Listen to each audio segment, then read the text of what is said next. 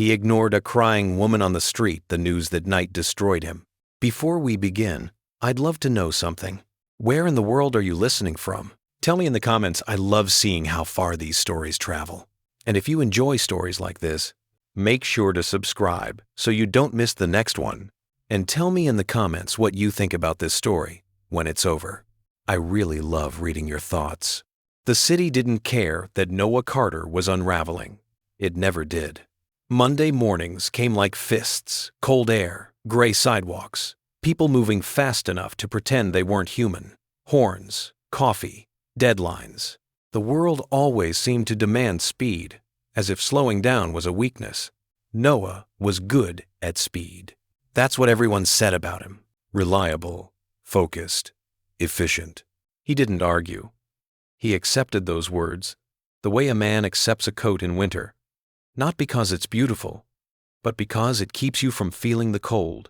At 32, Noah had built a life that looked stable from a distance. A small apartment, a job in marketing at a mid-size firm, a circle of acquaintances he kept at a safe, laughable distance, a mother who called too often, a father who hadn't called at all. His life wasn't miserable. It just wasn't awake. He woke up, went through routines, answered emails, smiled when expected. At night, he scrolled through other people's lives, like they were landscapes he'd never visit. He told himself he was fine. Fine was a word that meant nothing and everything at once. That morning, the sidewalk outside his building was slick from a thin rain that had ended an hour earlier. Noah walked quickly, collar up, earbuds in. A podcast played in his ear about productivity and how successful people didn't waste time. He liked those podcasts. They made him feel like he was improving without changing anything. His phone buzzed with a calendar reminder. 9 a.m. client presentation. Be sharp.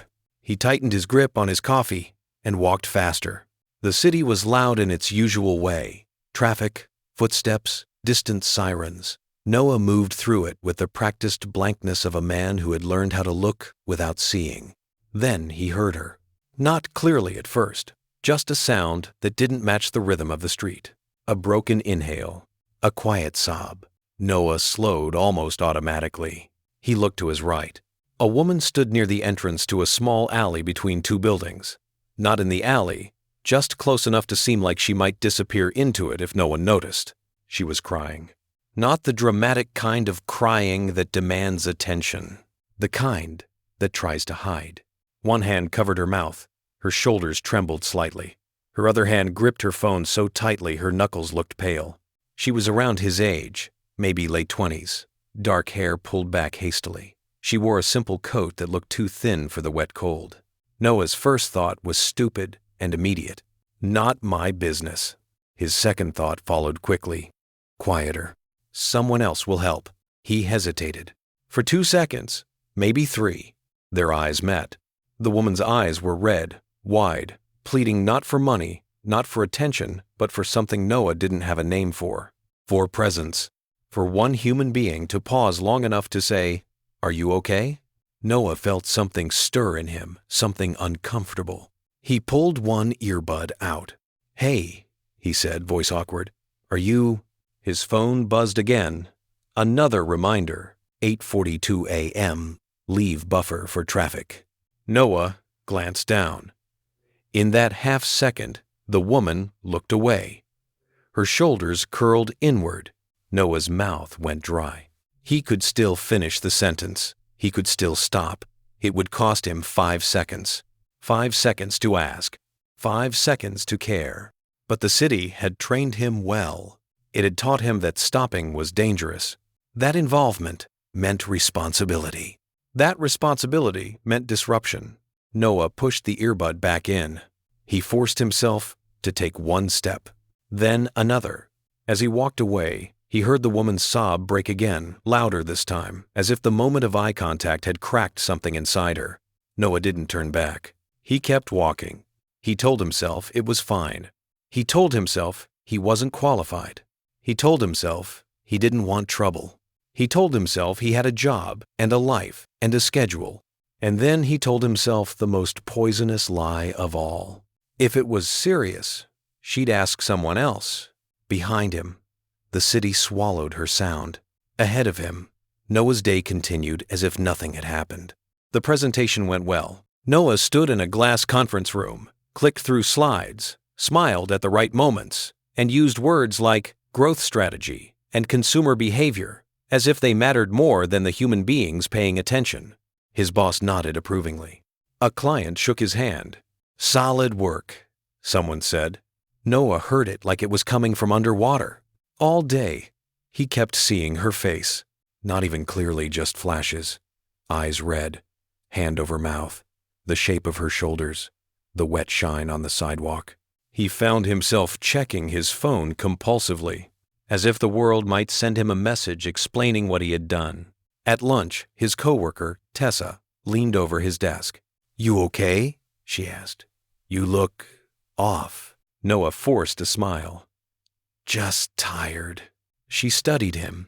"You sure? You've been weird all morning." "I'm fine," Noah said quickly. "Fine."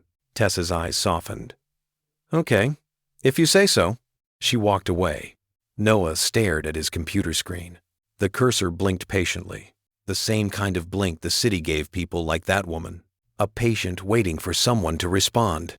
Noah swallowed and opened his email again. He answered messages. He worked. He kept moving. It was already dark when he got home. Rain had returned, heavier this time. Noah stood under the awning of his building, shaking water off his coat, and he thought briefly about that alley. What if she was still there? The thought tightened his chest. He almost turned around. Almost. But the lobby door buzzed open, warm air spilling out, and he let himself be pulled inside by comfort. His apartment was quiet, too quiet. Noah ate leftovers, standing at the counter. He didn't taste anything. He scrolled through his phone, mindlessly absorbing other people's curated happiness. Then his mother called. He considered ignoring it, but guilt won. "Hey," he said. "You sound strange," his mother said immediately. Mothers heard the cracks. "I'm tired." "You always say that," she replied. "How was your day?" Noah hesitated. He almost told her about the woman, the crying, the way it was sitting in his chest like a pebble that wouldn't dissolve. But he didn't want to sound weak. He didn't want the conversation. He didn't want to explain something he didn't understand. "It was fine," he said. His mother sighed. "You need to stop living like everything is fine, Noah." He felt annoyed, defensive. "I'm okay. Are you?" she asked quietly. Noah didn't answer. His mother changed the subject, as if she didn't want to push too hard and break him. After they hung up, Noah stood in the kitchen staring at nothing. Fine. Fine was a coffin you could live inside. At 9:47 p.m., he turned on the TV. He didn't even choose a show. He just needed noise. The screen flickered to a local news channel. A familiar anchor sat behind a desk, face serious.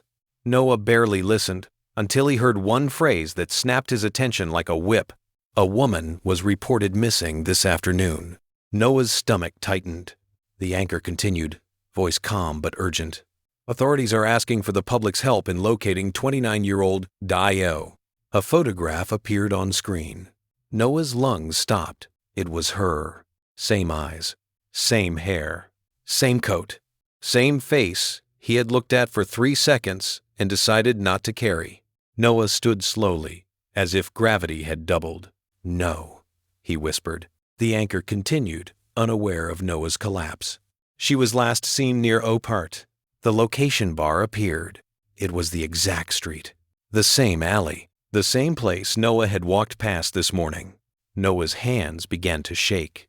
The room felt suddenly smaller, air thinner. The anchor's voice blurred.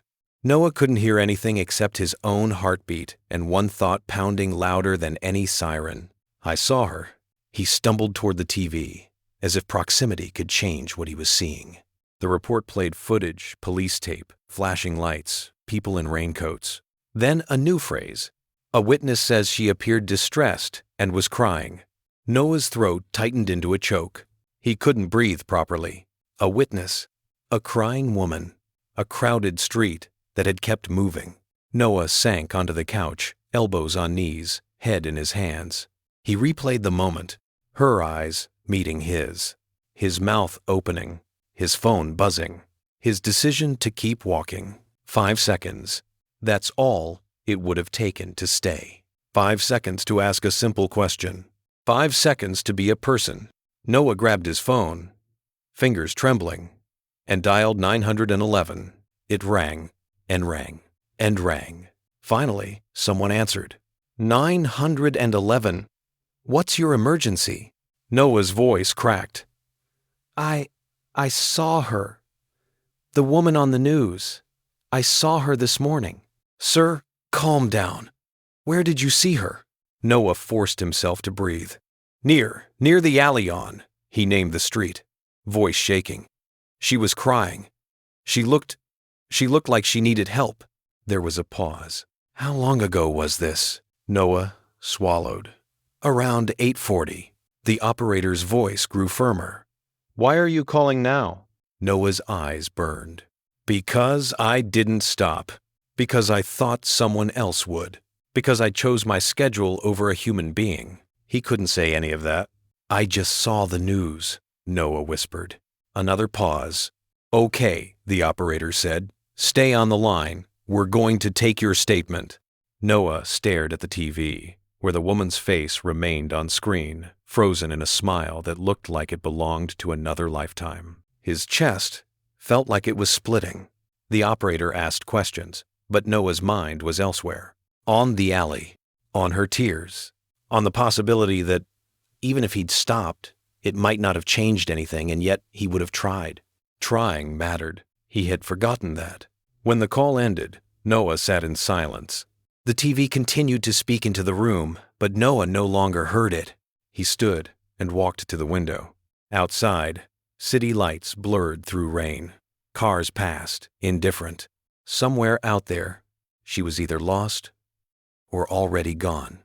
Noah pressed his forehead against the cold glass, and a sentence formed in his mind, simple and merciless. I was the moment she needed, and I didn't show up. His phone buzzed with a new message from an unknown number. Noah's breath caught as he looked at it. He opened it. There was no greeting, no name, just one line. You walked away, and now you're going to remember me forever. Noah's blood turned cold. He read it again and again. Then his eyes drifted back to the TV. The anchor continued speaking. The screen showed the alley, a still image of the wet sidewalk where Noah had stood, where he had chosen to keep moving. And Noah understood something with terrifying clarity.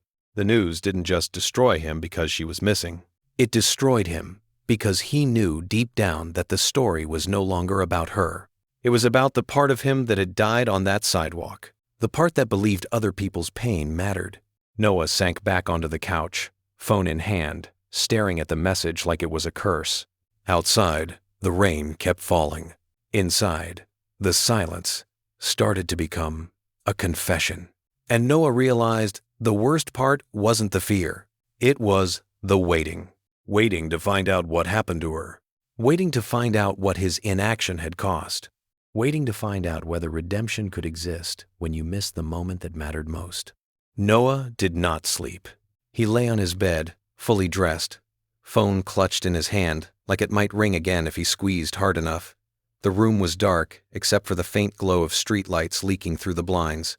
Every shadow felt heavier than it should have been. The message replayed in his mind. You walked away, and now you're going to remember me forever. It didn't threaten. It didn't explain. It simply existed, and that made it worse. At 2:13 a.m., Noah sat up abruptly, heart racing, convinced he'd heard his phone vibrate again.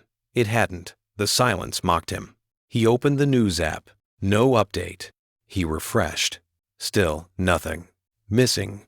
That word stretched time into something cruel. Not knowing was its own kind of punishment. At 4:06 a.m., Noah gave up on sleep. He showered without caring if the water was too hot. He put on the same clothes from the day before. When he looked in the mirror, the man staring back at him looked older, smaller, as if guilt had a physical weight. At dawn, he walked back to the street, the same one. The same sidewalk. The same alley. Morning light revealed details he hadn't noticed before. Faded graffiti, a cracked curb, a discarded coffee cup crushed flat. Life had moved on without asking permission. Noah stood where he had stood yesterday. He tried to imagine the version of himself who had walked past here thinking someone else will help. That man felt like a stranger now. A woman walking her dog slowed as she passed him. "You okay?" she asked. The question landed hard. Noah opened his mouth, but nothing came out. She waited a second longer than most people would have. Then she nodded gently and kept walking. That was how easy it was. 5 seconds. The police station smelled like old paper and disinfectant. Noah sat across from a detective who looked exhausted in the way only long exposure to human tragedy could produce. "You said she was crying," the detective said, pen poised over a notepad. "Did she say anything to you?" Noah swallowed. "No." "Did you speak to her?" "I started to," Noah admitted. "Then I didn't." The detective looked up, eyes steady, not judgmental, but not soft either. "Why not?" Noah stared at his hands. "I thought someone else would." The detective nodded slowly. "A lot of people do." He slid a photo across the table. The same one from the news. Her name printed beneath it. Lena Morrow, 29. The detective continued. "She was reported missing by her sister last night. Last confirmed sighting was this location." He tapped the alley on a printed map. Noah's throat tightened. "Has anyone else come forward?" "Not yet." The silence that followed felt like an accusation. The detective leaned back. "You did the right thing by coming in." Noah looked up sharply. "Did I?" The detective didn't answer. He just closed the folder. Noah couldn't go to work. He called in sick, then hung up before anyone could ask questions. Instead, he went home and sat at his kitchen table, staring at nothing. His phone buzzed again. Unknown number. His heart jumped painfully. He opened the message. "You're back there, aren't you?" Noah's fingers trembled. He typed slowly. "Who is this?" 3 dots appeared, then disappeared, then appeared again. Finally, someone who hoped you'd stop. Noah's breath caught. "Are you Lena?" he typed. The reply came after a long pause. "No." Relief and fear collided in his chest. "Then who are you?" Another pause. Then, "Someone who loved her." Noah's eyes burned.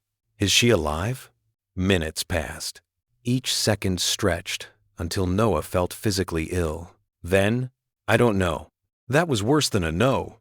The messages continued over the next few hours. Not a conversation exactly. More like fragments. Pieces of a life Noah had brushed past. She'd just lost her job. She was trying to get to the shelter. Her phone died. Mine too. She didn't want to be alone. Noah read each line like a confession. He typed and erased responses again and again. Finally, "I'm sorry." The reply came quickly. So was she. That sentence broke something in him. Noah began to search. Not online, not passively. He walked the city. He checked shelters, hospitals, transit stations. He showed her photo to people who barely looked up, to people who nodded with recognition but had nothing concrete, to people who shook their heads and kept moving. Each rejection felt like a mirror of his own. At one shelter, a volunteer paused longer than most. "I think she came in," the woman said carefully. "Yesterday afternoon." Noah's heart leapt. "Did she leave?" The volunteer nodded. "She said she was meeting someone. A man." Noah's stomach dropped. "Did she say who?" The volunteer shook her head. "Just that she didn't want to wait anymore." The word wait echoed painfully. Noah left the shelter feeling hollow. That evening, the news updated. Lena's photo appeared again, this time with a headline that felt heavier. "Police confirm body found near River ID pending." Noah dropped his phone. It clattered to the floor, but he didn't reach for it. He sat on the couch, unmoving, as if staying still could delay reality. When his phone buzzed again, he didn't want to look, but he did. They found someone. Noah closed his eyes. Is it her? A long pause. Then, Yes. The room felt like it folded inward. Noah slid down until he was sitting on the floor, back against the couch, hands over his face. He didn't scream. He didn't cry. He just broke. The person texting sent one final message. She stood there because she hoped someone would see her. Noah pressed his forehead to the floor. "I did see you," he whispered to no one. "I just didn't stay." Days passed. The city moved on. The news cycle did too. Another story replaced hers. Another tragedy took its place. But Noah didn't move on. He attended the vigil. He stood at the back, unseen, watching strangers light candles for a woman he had almost known. Her sister spoke. "She wasn't weak," she said, voice shaking. "She was tired." Noah felt each word like a weight. After the vigil, he walked home slowly. No earbuds, no distractions, just the sound of his footsteps and the echo of what could have been. At home, he found an envelope slipped under his door. No return address. Inside was a folded piece of paper and a photograph. It showed Lena, not crying, smiling, standing beside another woman, her sister. On the back, in careful handwriting, she believed people were better than their worst moment. Noah sat on the floor and finally cried. Not quietly, not politely. He cried like a man who understood something too late. Months later, Noah changed. Not in the dramatic way stories promise. He didn't quit his job and start a foundation. He didn't become a motivational speaker. He didn't save the world. He slowed down. He removed his earbuds when he walked. He made eye contact. He stopped. When he saw people crying, he asked questions. Sometimes it helped. Sometimes it didn't. But he stayed. Every year, on the same date, Noah returned to that street. He stood by the alley. He stayed for 5 minutes, sometimes longer. One evening, as he stood there, a woman approached him. "You waiting for someone?" she asked. Noah shook his head. "I'm staying," he replied. She looked at him strangely, then nodded, and walked away. Noah remained, because he understood now. Redemption doesn't erase what you failed to do. It just changes what you do next. And some ghosts don't leave. They stay to remind you, to slow you down, to make sure you never walk past 5 seconds that could save a life again.